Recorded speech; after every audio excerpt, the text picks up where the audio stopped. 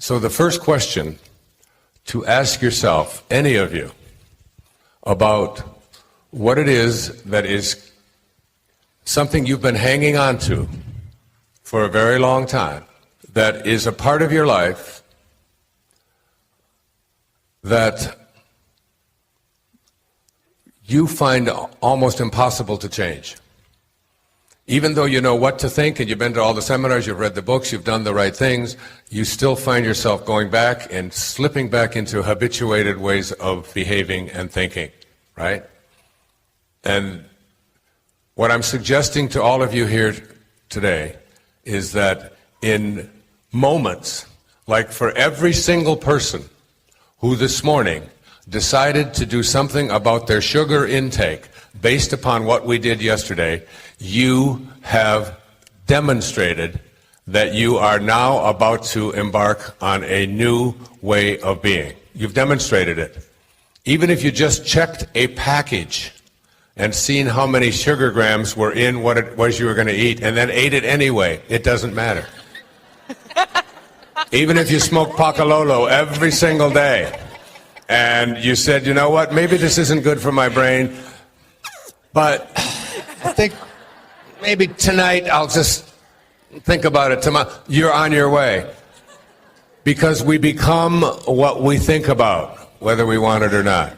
If you have a choice to think a thought that may or may not be true, but thinking that thought will keep you from where you want to go, versus thinking a thought that may or may not be true, but thinking that thought will at least give you a chance to get to where you want to be, why do we continue to take the first choice when the second choice is the only option we have for changing our conception of ourselves? But we train ourselves through this subconscious meme training that we've had to start believing in things that are going to keep us from ever getting where we want to go. If you have a choice to think a thought that may or may not be true, but it will keep you from getting to where you want to be, versus thinking a thought that may or may not be true, but will at least give you an opportunity to get there, what's the choice? This is what Lao Tzu was telling me over and over and over again. Teach people to take the excuses that they use and to put them into a context that may or may not be true, and ask them to reverse it, and then pick the one that will at least get you to where you want to be. The woman that sat next to me on the airport, I've never forgotten her.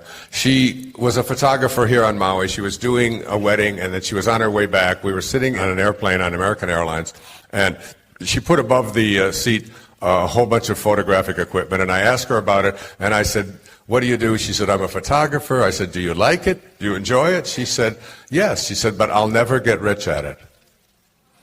And I said, would you like to get rich? And she said, of course, who wouldn't want to be rich? And I said, let me see if I understand you. You would like to be rich, but the thoughts you carry around in your head are, I'll never get there. What's the reverse of I'll never get there? I will get there. It's on its way. In fact, I'm already here. Why wouldn't you think that thought? So now, the second question is, where did these thoughts come from? They came from you. You bought into all of this stuff. All of us bought into this little stuff. The I'm too young or I'm too old. Like our age has something to do with what we can create or do in our lives. There's endless examples of people who've overcome that. You know, Louise Hay started Hay House Publishing at the age of 61. It's 22 years. She's 83. CEO of the largest publishing company in the world on spiritual and higher consciousness materials. And she started it at 61 because she didn't buy into that meme. So what I say to you is that there were kids in school next to you who were told the very same thing that you were told. Your siblings were told the same things by the same mother. Some of your siblings didn't buy into that at all. And some of them did, and some of them got scared. And what I say to you is, even though you didn't know it at the time, you were still making choices to buy it. If you're not willing to take responsibility for having chosen to carry around these beliefs, then you have no chance of overcoming them. You have as much chance as if you send your mother to me and I treat her and you expect to get better. It just isn't going to happen. So I say to you, the answer to the second question is, I chose them all. And I say that to you about everything, even your most serious illnesses. Take responsibility for it. It's yours. You own it. Don't feel yourself that you were being punished, that it was some karmic debt, that there was something bad happened in a previous life and you were an axe murderer and now you're getting this. Don't do that. But take responsibility for it, because the minute you say, I chose it, it's mine, I carry it around with me, I live with it, I breathe with it, I bleed it, which is what I do with my leukemia. That's what I do with it. It's mine, I own it, I took it on, and that's the only chance I have of saying goodbye to it. It's the only chance. I can blame this girl or that girl or my children or, all of the different traumas in my life. I can blame the environment. I can blame the food we eat, the mercury in the fish. I can blame it all, the Ayatollahs. It's got to be somebody else's fault. It can't be mine. I don't get leukemia. It's mine. I was a vibrational match to it. I take responsibility for it. And now the third question is, what are my payoffs? What do you think is the major payoff? I go through about 10 of them in the book. The payoff for using the meme, psychological payoffs, avoidance of doing what I came here to do. It's simply easier. Now here's the fourth question, and this is all I'm going to do. What would your life look like if you couldn't use those excuses that you've been using? If you just couldn't come up with them, if somehow I wired your brain in such a way that you could not think those three thoughts, what would your life look like? If you couldn't think the thoughts that you've been thinking that are keeping you from where you want to be, you would feel more joy, more accomplished. What I'm saying to all of you is that if you want to overcome any of the things that you think came to you as a result of abuse, abandonment, brokenness, despair, depressed parents, whatever it might be, certainly don't exclude that and just toss it out the window and say it's not relevant, but recognize that you just didn't have the strength then, but that was then and this is now. I turn to Mother Teresa to offer you a way to improve those negative environmental fields. The following 8 points are from Mother Teresa of Calcutta, followed by my comments on each of her suggestions. People are often unreasonable, illogical, and self-centered. Forgive them anyway. When you notice low-energy conduct of others, rather than allowing it to impact and infect your immediate surroundings, send them a silent blessing. When you forgive them, you choose to not be impacted in a negative manner. If you are kind, people may accuse you of selfish, ulterior motives. Be kind anyway. Your field of energy is protected from contamination by kindness. Kindness that comes from your heart will suffice to keep you from being dragged down into an energy field infected by false accusations.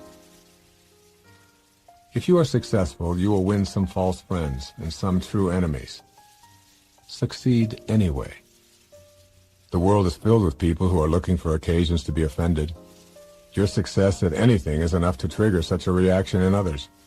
Keep your energy field pristine by focusing on what you know to be your divine purpose, and by doing so, the universe will support and sustain you with what is labeled success. If you are honest and frank, people may cheat you. Be honest and frank anyway. Your energy field will remain uncontaminated as long as you know that you are being honest and frank. This may attract others at the lower energies of dishonesty and cheating to try to take advantage of you. But you will not become their victim, because you will have the sense of inner peace that characterizes higher and faster spiritual energy. What you spend years building, someone may destroy overnight. Build anyway. When you eat a banana, the goal is not to finish it, but to enjoy each bite while nourishing yourself.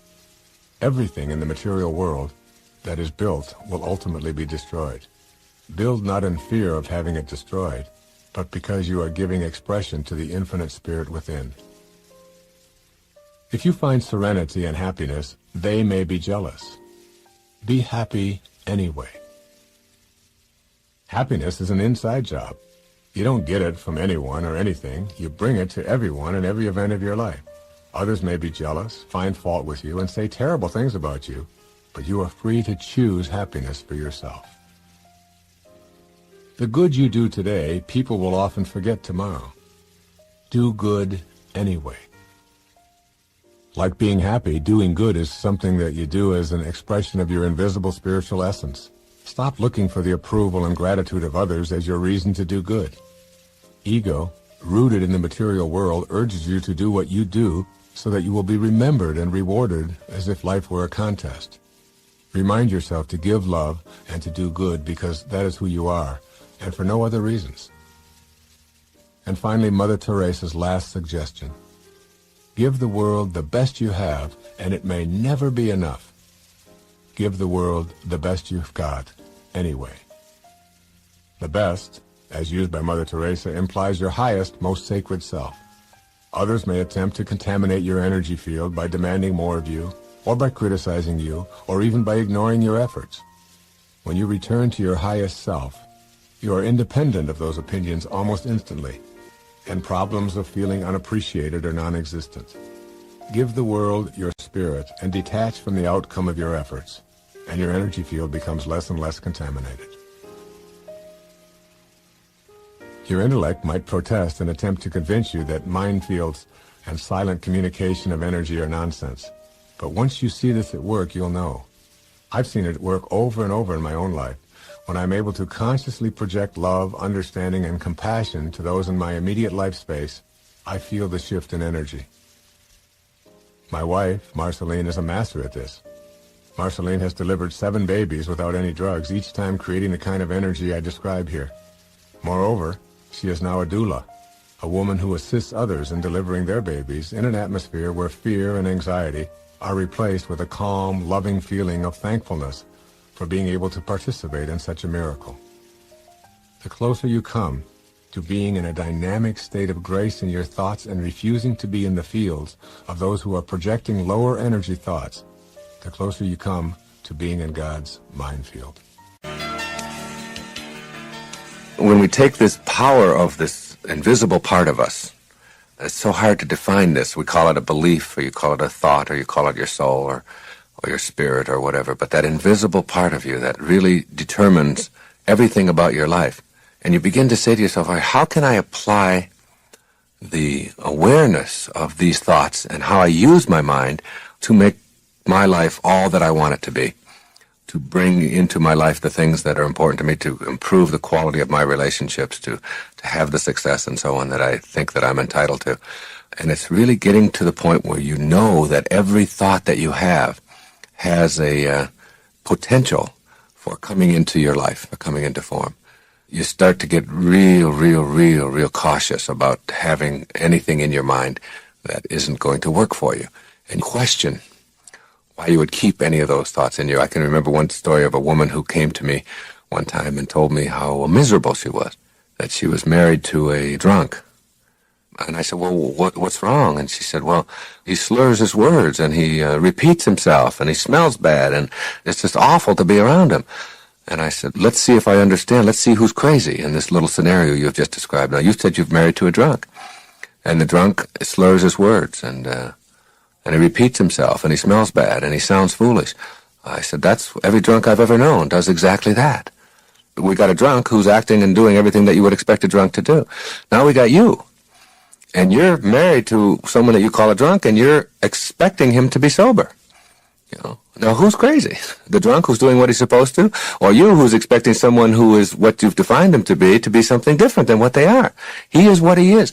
And why would you want to entertain, why would you want to keep thoughts in your mind that are making you miserable, which is going to expand misery for you in your life by just having those thoughts, why not change around those thoughts and tell yourself that you're, like, if you argue for your misery, then the only thing you're going to get is your misery. You have to get that, and you're arguing for it all the time. You're going around talking about how miserable you are.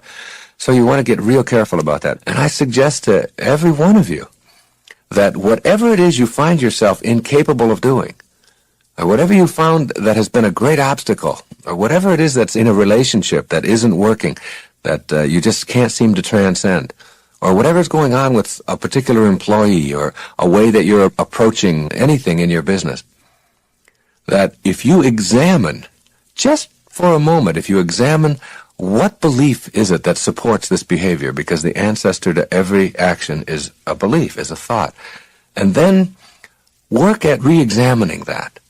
I mean, I've done that so many times in my own life, and things that don't seem like they're that important to other people. Like, my wife doesn't understand why certain things about my tennis game that I play every day that I've really challenged. I mean, I grew up with the belief that I couldn't hit a backhand.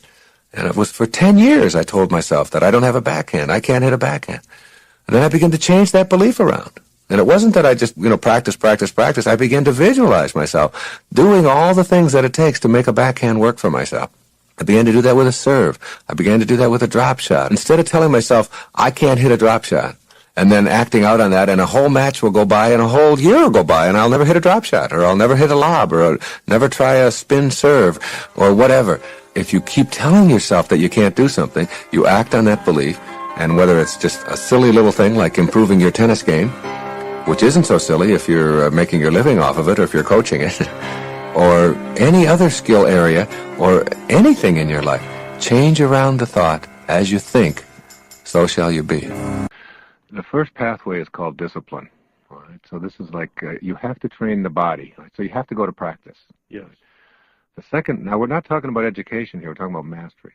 The second pathway is called wisdom, and that is the application of the mind to what you've trained yourself to do.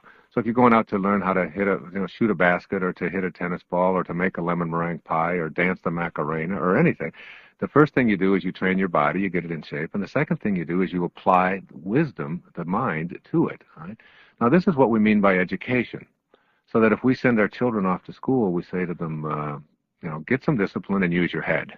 And basically, you've got an education. Yes. But that's not mastery. The top two levels of mastery include, the third one's called unconditional love.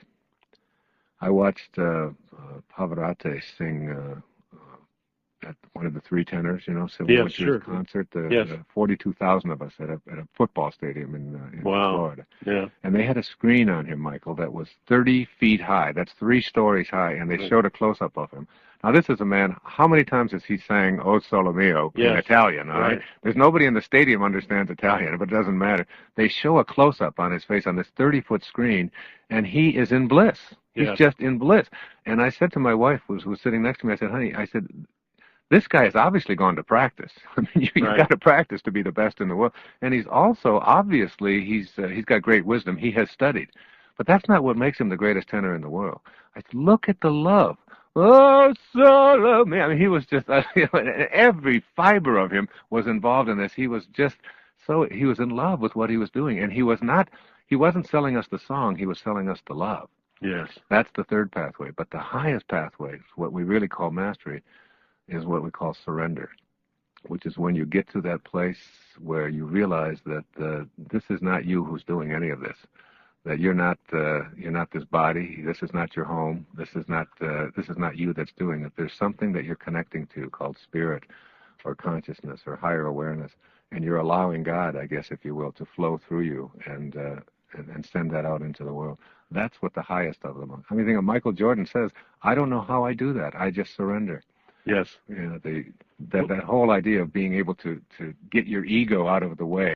Well, I was just asked the question in South Africa, but they were interviewing me, one of the newspapers there, and the woman hit me with this question. She said, "What's been the greatest accomplishment of your life?" And my ego started really going into high gear, and I was thinking about how many books I'd written, or how many times I'd appeared on the Tonight Show, or where I was on bestseller lists and all of this. I wasn't saying a word. I was just sort of rattling all of these things off that my ego wanted to say. And then finally it hit me, and I said to the woman, I said, I think the greatest accomplishment of my life has been my ability to tame my ego and to no longer see myself as what I have and what I do and what other people think of me. I'm not my possessions. I'm not my accomplishments. I'm not my reputation. I've been able to see myself as a spiritual being, if you will, having that human experience. And that is involved with letting go. As they say in that recovery movement, you let go and you let God. And that may sound trite, but it's really one of the great secrets to being able to attract and manifest into your life. One of the people that I selected in Wisdom of the Ages or selected me, was this man who we don't even know when he was born or when he lived. His name was Patanjali. I'm sure Yes. you're familiar with Yes, Patanjali, yes. the original Yoga Sutras, Yes. and his book How to Know God. Yes. And Wonderful translation by Swami Prabhavananda and Christopher Isherwood. yes, I have that. Yeah, it's a great translation of that. Yes. And it's just, I mean, every page. I've never read a book that I have. When I read it, I read a page or two and I set it down and I can't wait to get back to it. But I don't want to read it because I'm afraid it's going to end. Okay, and that's how I feel about that book. Right. Because there's so much masterful kinds of experiences and aphorisms in there that we can apply and really, really reach these miraculous levels. Anyway, one of the passages that I used from Patanjali was about this concept called inspiration, which is really what we're talking about here. Because the word inspiration, of course, comes from in spirit. And the word information comes from inform. So this is the age of information, and there's no shortage of information on this planet. You know, with a computer chip that can put the name and address of everybody in the United States on it, and it's just the size of your thumbnail. We've got plenty of information. Yes. But what we have is a spiritual deficit, a deficit of spirit. So Patanjali talked about becoming inspired as a source of, and this is what he said. He said, when you are inspired by some great purpose, some extraordinary project, all of your thoughts break their bonds, your mind transcends limitations, your consciousness expands in every direction, and you find yourself in a new and a great and a wonderful world. And then he had this alarming thing to say. I laminated this and carried it with me. He said, dormant forces, faculties, and talents come alive, and you discover yourself to be a greater person by far than you ever dreamed yourself to be. And all you have to do is become inspired, that is, move into the world of spirit. And once we do that, once we leave the form, once we leave the ego, once we leave the idea that I am what I have and what I do and my reputation, what others think of me, and begin to see ourselves as the beloved, as connected to rather than separate from God, and allow that higher spiritual awareness to flow into our lives. I think that's what we mean when we say surrender, when we say let go. I know when I'm writing, if I let go, my writing is blissful and easy. When I struggle with it and I try to think about the right word and so on, I get stuck. Same in an interview, or the same in when I'm speaking on stage, or whatever. When I let go, it's the old aphorism: when the student is ready, Yes. the teachers appear. You have to send away all blame for everything in your life. All right? All blame must go. You can't be blaming anything that's going on in your life. Your birth order, it doesn't matter whether you're the youngest, the oldest, the middle child. It's like wherever you are is where you were supposed to be. And if your parents did anything, you remind yourself that they did what they knew how to do. You can't ask any more of anyone. And forgive them, whatever it is. Whoever in your life is causing any dissonance, any anguish, any pain, whoever they are, any grudges that you've had, any anger that you're holding on to, anything that's lasted a long time, forgive. And if you keep that in mind and take all the blame out and say, I created who I am. My personality is who I chose. If I have been shy, I didn't inherit shy genes. I have been making shy choices. I am not a nervous person. I have been making nervous choices. I am not a person who's not good at selling. I have been making non-selling choices. Just for a moment, just take a couple of minutes and just kind of calm yourself down and try this with me. Just try it. hold your hand out if you want to. I mean, however you want to do it, and picture in your hand a lemon. Kind of close your eyes if you want to, and listen to my instructions. And take the lemon and feel the texture of the lemon. And open your eyes and look at it. See if you can see a lemon there. See if you can see the little bumps that are on a lemon. See if you can see the little green nub on one end and how it comes to sort of a little point at the other end. And feel it. And feel a little bit of the moisture almost that's on the skin. Just practice for a second. Just take a knife, paring knife, your favorite knife, and just cut it right down the center, right in half. Right? Just kind of slice it here. And then take the pointy-ended side and put it away. And then take the other half of the lemon and look at it. And run your finger along the top of it and feel the moisture. Can you feel that? Now take the lemon, and as you hold it and see that lemon, just move it up close to your nose so that you can smell it. Just bring it right up and smell the fragrance of it. See if you can actually smell the citric acid. Now hold it close to your nose. Now take it back down. Now open up your mouth and take the lemon and move it up close to your mouth, as close as you can get it, and take a bite right out of it. Go ahead, just take a bite out of it. Now what's happening in your mouth right now? Okay. Do you have saliva in your mouth? Most of you have. You're going to get a little more in about another 5 seconds. You feel the saliva coming into your mouth? Why is saliva coming into your mouth? Because citric acid is attacking your mouth right now. And the only defense you have against citric acid in the billions of years of evolution that have produced you is saliva. Saliva goes into your mouth to fight it. It's still there, isn't it? Mouth kind of dry. You feel it? That's visualization. It's nothing difficult. There's nothing complex about it. That's what hypnotism is. The importance of visualization for me in imagery can be related to almost every single thing that you do in life. If you're a salesperson and you visualize a sale not working out, or even if you have that thought that that person probably won't want to buy this thing from me, or they won't want to close on this deal that we have agreed to, if you think that way and visualize it that way, you're creating the opportunity for you to have exactly that happen to you. It's like a self-fulfilling prophecy. If you see it in your mind as working out, closing the deal, getting someone to buy the product, whatever it is, and if you're selling brake linings to a hardware store, and you can see the brake linings on their shelf, and you can see the receipt, and you can practice that image and see it, and then operate on that image. If it doesn't work out, let's start from that premise. You say, all right, instead of, see, this guy's wrong, I knew that this karma stuff, and I don't want to hear any more of this stuff. You don't do that. You say, there's something in this for me. It's not supposed to be working out right now. I wonder what I can do to learn from that. Let me re-examine it. Let me look at it. You don't blame anybody else, all right? Blame must go. If you are going into a tax audit and you believe that it's not going to work out, you are going to act out on that auditing image that you have in your mind. And you will not prepare yourself in the same way as if you believe that you're not going to have to pay more taxes and that you've been an honest taxpayer and that you filled out your forms properly and that you are entitled to not have to pay additional taxes, and that's how you're going to operate. And you get an accountant who believes that as well, and you go in from that premise, you'll find yourself having much, much less difficulty than if you go in saying, oh, they're going to look through my records, it's going to take 2 days, they have no right to go through all of these things, I hate it when they do this, and you go through this whole process. You are creating what it is that you don't want for yourself, because you're going to operate and behave on the basis of whatever image you have. If you believe it's going to be nasty, you're going to start behaving in ways to have that outcome come about. If you want to get a parking place, you can image yourself seeing one. Instead of looking for no place to park, you begin to see yourself as having one.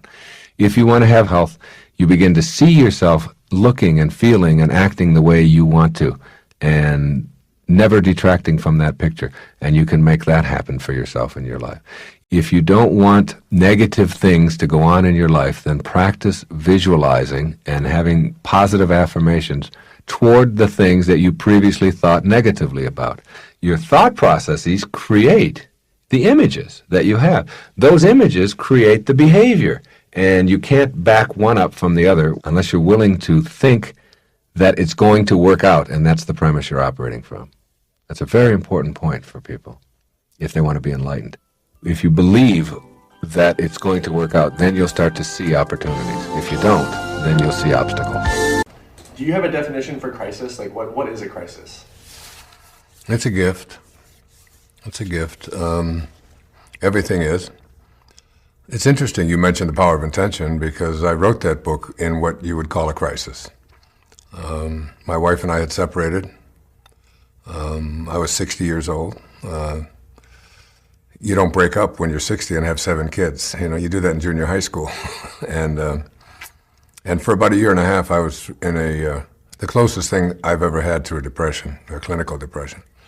Didn't want to get up, just couldn't figure it out. My wife had met somebody else, had moved in with them and so on. And my children encouraged me to just start writing again. They said, if you just write about it. And I really didn't want to write about it. But I had lost a lot of weight. People thought I was sick. People thought I was dying, and so on. And that book was just channeled to me. And I think in moments of crisis, what it teaches us is to become more compassionate. And compassion is at the heart of higher consciousness and enlightenment. The Dalai Lama said that if we could take every child on the planet and have them meditate on compassion for 1 hour a week, every child at the age of 5, in one generation we could eliminate all violence on earth. So that's how powerful he believes compassion to be. And I understood that because The Power of Intention was a major shift for me. I began to look less flippantly and less egotistically at the world, and came from a place of inner grace or kindness, gentleness, love, what I call divine love. So that I've always felt that it is not always so important to just be in a state of gratitude when things go well, and when you're around people that smell good and that make you feel good and that look good. But it's the low points in our life, reminders that there's something inside of us that wants to have an outpouring of love. See, even the miser who loves his gold doesn't really love his gold because of the gold. The gold is just another thing. It doesn't have any love in it. It's just an object, a metal object. The reason that the miser loves his gold is because of the outpouring of love that he has for the gold. And that's true of everything and everyone. It's learning to have this outpouring of love, and you don't just have to have it for people and events, but you can have it for this microphone, and you can have it for the cameras, and you can have it for the wall, and the table, and the chair, and everything that you encounter. And I think for me, probably one of what you would call a crisis in my life was the diagnosis of leukemia 3 years ago. And when I first heard that word leukemia has cancer all around it. Cancer has a lot of fear all around it. And even if you aren't afraid to die, which I'm not, there's no point in being afraid of that. There's no point in being afraid of anything. You still, there's that inbred sort of psychic kind of awareness that cancer and fear go together, and so it was. It turned out to be one of the great blessings in my life. I encountered John of God down in Brazil, and was able to have just a magical experience around it. But what happened is when I had this healing and leukemia was taken out of my body. It wasn't so much that leukemia was taken out. What was taken out was fear. And it was replaced by love. Almost immediately, not almost, immediately after I had what they call the removal of the sutures, a week after the surgery, this remote surgery, I started feeling just love for everyone. I walked out of the room that morning, 7 days after the surgery, and I looked at my children and I just put my arms around them. I said, "You've just never looked more beautiful." And I looked at the ocean and it looked like just a big bowl of love soup. And the trees looked fluorescent, and every person that I walked by and looked at just became just objects of love.